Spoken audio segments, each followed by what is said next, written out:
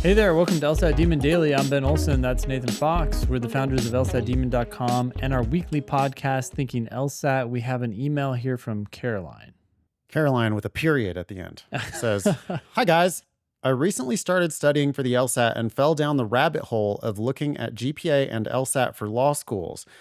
I didn't have a great GPA in undergrad, 3.28, so I've put a lot of pressure on myself to get a very high LSAT.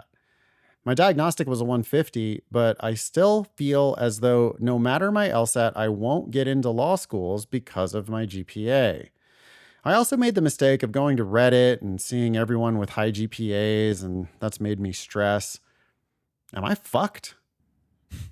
Caroline didn't actually write fucked. She put the asterisks on the UCK part, but Oh, is that what she meant? Okay, got it.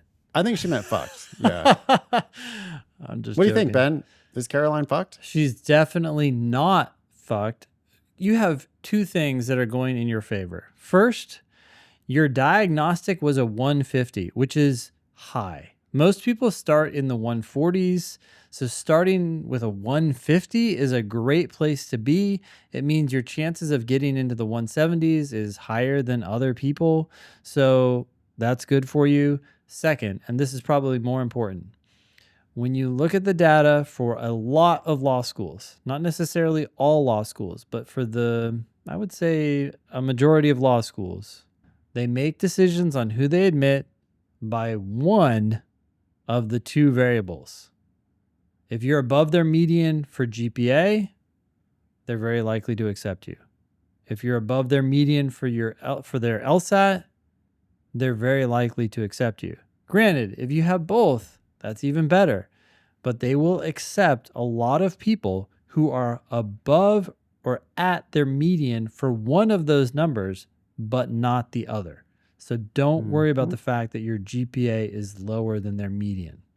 I think Caroline should go to lsatdemon.com/scholarships, our amazing scholarship estimator, put in that 3.28 and then put in, your 150. You'll see that even at those numbers, there are law schools that are probably willing to admit you, if not give you scholarships. They'll be offering like less than half scholarship. That means Yep. you're still a good candidate for that school. Mm-hmm. But if you put in a 160 or a 165 or 170, you're going to start to see full ride offers at some schools, even with a 3.28. Mm-hmm. So yeah, not only are you not fucked, but you're in a pretty good spot. 150 diagnostic is good. I think she's probably underestimating the value of her 150 diagnostic. And, I think, Caroline, that most Demon students who start at 150 are going to get to 165 or 170. And it wouldn't be surprising at all if you got to 175 or even the high 170s. And that kind of an LSAT score is just going to be the wrecking ball at many, many schools. The schools that just wouldn't even give you a second look at a 155 are going to give you a full ride at a 165. That's a fact. And that's why I say that 1 point of LSAT is very likely worth $10,000 or $15,000 of tuition money. Because you can go with a 10-point improvement, you can go from not even getting admitted or getting admitted, but you have to pay full price, all the way up to and including full ride or even a stipend. Mm-hmm. So when I say that one LSAT point can be worth $10,000, I think I'm being conservative. And I think I can get you 10 or 15 or 20 or 25 LSAT points. So I would strongly encourage you, Caroline, to get to work in the Demon. I think we have the best LSAT prep and the best advice for law school admissions and your whole strategy. And I think you should get off Reddit, and I think you should come work with us. And yeah, I think a year or two from now, you're going to be looking at probably full ride offers from law schools. One last comment for Caroline. Yeah. Did you notice the 2 extra spaces? Oh, yeah. Of course, we don't care. We're just going to read your email as it is. But when you do apply to law school eventually, you might occasionally email them and have questions for them or have updates for them. And when you do, there's a decent chance that they're going to take your email and attach it to your application. So make sure your emails are well formatted and don't have random extra spaces. Well, she also wrote fell instead of feel. Yep.